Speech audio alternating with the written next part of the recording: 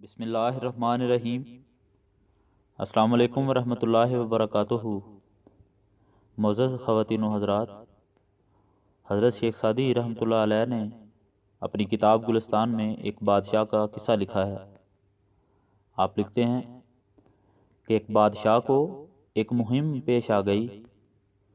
اس نے منت مانگی کہ اگر میں اس مہم میں کامیاب ہو گیا تو اس قدر درم زاہدوں کو دوں گا۔ تو اللہ تعالیٰ نے اس کی مراد پوری کر دی۔ اس نے منت کی رقم ایک خاص غلام کو دی اور حکم دیا کہ اسے زاہدوں کو بانٹ دو۔ یہ غلام بڑا عقل مند اور ہوشیار تھا۔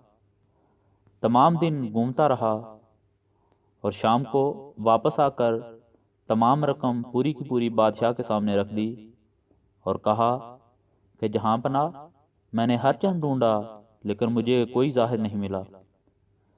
بادشاہ نے کہا کہ تو کیا بکتا ہے؟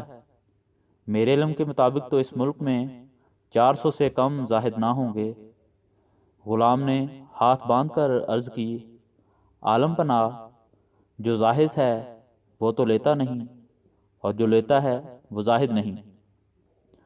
تو بادشاہ اس کا مطلب سمجھ گیا اور ہنس کر مصاحبوں سے کہنے لگا کہ مجھے درویشوں اور خدا پرستوں سے جس قدر عقیدت ہے، اس مردود کو ان سے اتنا ہی بیر ہے، لیکن کہتا سچ ہے۔